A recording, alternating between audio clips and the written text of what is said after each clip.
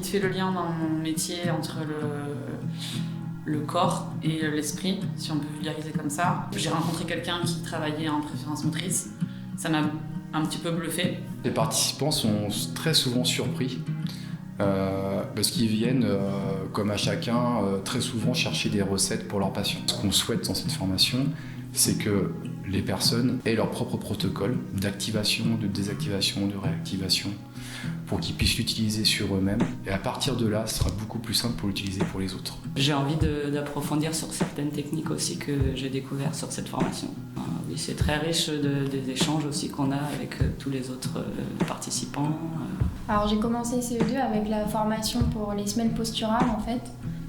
Je trouvais que c'est une approche assez intéressante, la posture. J'ai accroché avec la philosophie CE2, on va dire. Je trouve ça hyper intéressant parce que ça allait à la fois sur ma façon de fonctionner, ma façon de m'organiser, mais ça allait aussi sur ma façon de me tenir, ma façon d'appréhender le mouvement. Le vendredi après-midi, donc c'est sur les outils thérapie brève, WinWave et EFT.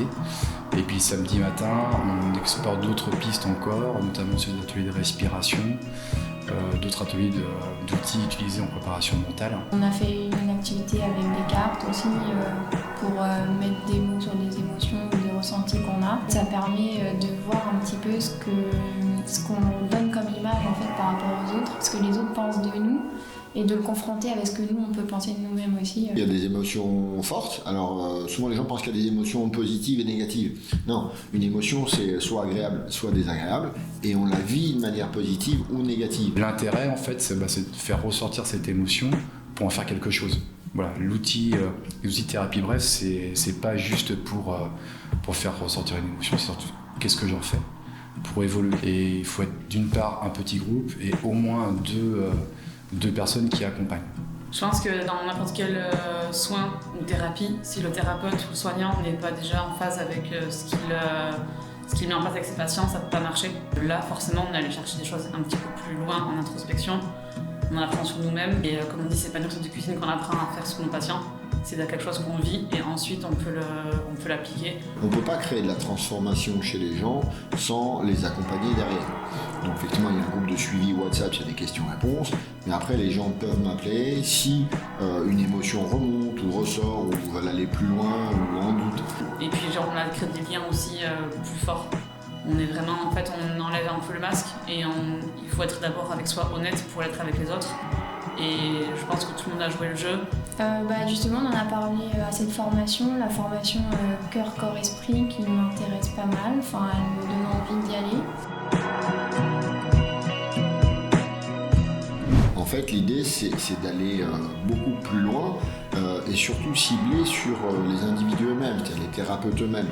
Là, on a aussi parlé des patients, de la relation aux patients et comment ça induisait la communication, les soins au niveau des patients. Là, on sera vraiment sur une phase d'exploration de la personne, de la mettre en situation pour aller encore plus loin dans la gestion des émotions, la gestion de la posture, la connaissance de soi. Moi, je me sens beaucoup plus à l'aise dans les petits groupes justement et je trouvais le groupe hyper sympa justement et je trouvais qu'on était un super groupe, ça avançait bien et beaucoup de bienveillance surtout.